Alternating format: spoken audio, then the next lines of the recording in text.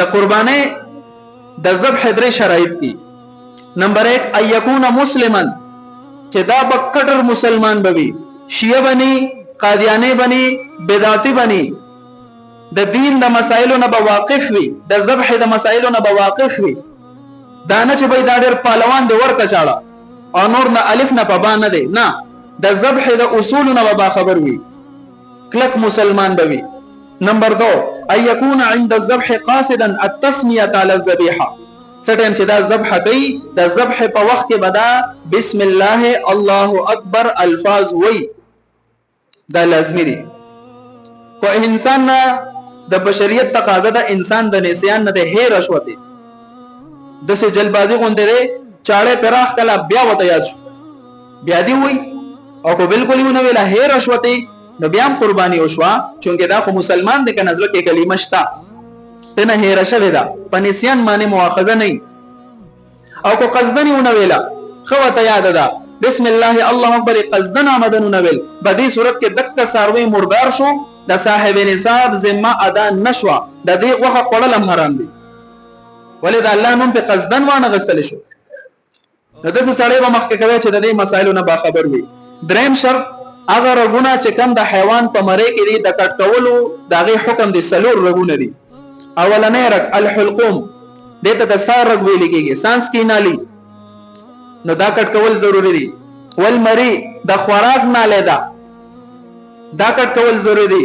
او دوه رګونه ودجان وته ویل کېږي چې هغه سره دا د وینې رګونه دي، وینه پکې چالان کوي، دا سلور رګونه کټ کول دا ضروری دي. کو درې کټ شي یو پاتې شو اومم قرباني وشوا، او کو دوه کټ شو دوه پاتې شو قرباني ونشوا، ساروي په دې حالت کې د سوته مردار شو.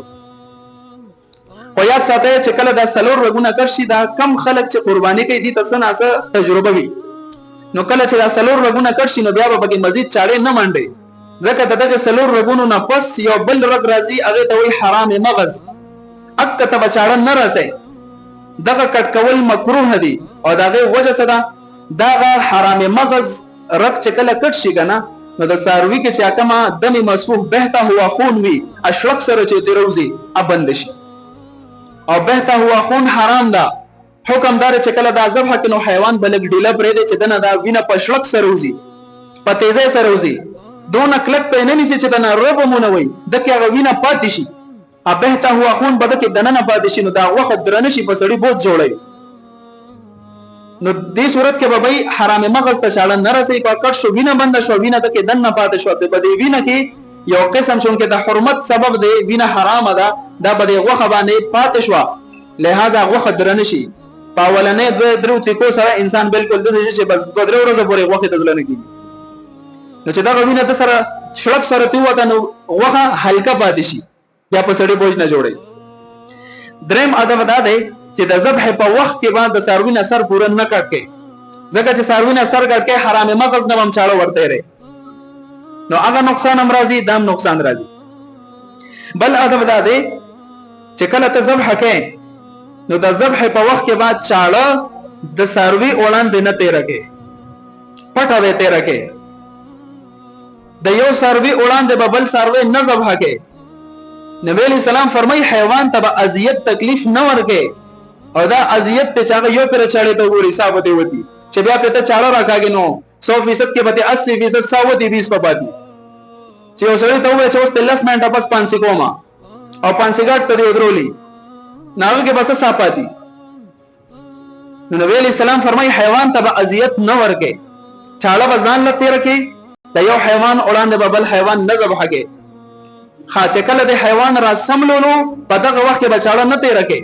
نبی علیہ الصلوۃ والسلام یو سړی ولیدو چیلې را سملولا دغه نه پس لګیا د چاړه تیر کې، چیلې را سملولې دا بیا چاړه تیر کې. نبی علیہ السلام فرمایي لقد اردت ان تمیتها موتات، و دا خدای بندا دا چیلې کده په دوه مرګونو سره مړ کړه، اول چړې ته ګوري یو مرګ د پتاری کو، د دې نه پس په مړې چاړه راکږي دویم مرګ د پتاری کو.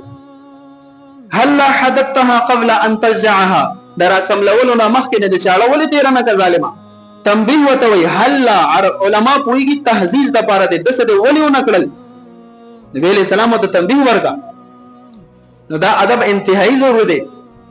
دا یو حیوان وړاندې بل حیوان نه ذبح کې، دا وړاندې چاړه بنه تیر کې.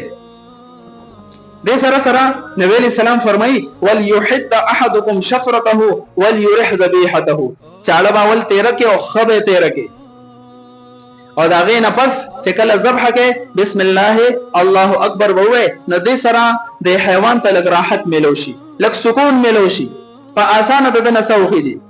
ولی آداب نبوي دې کې ډېر لوی خیر دی.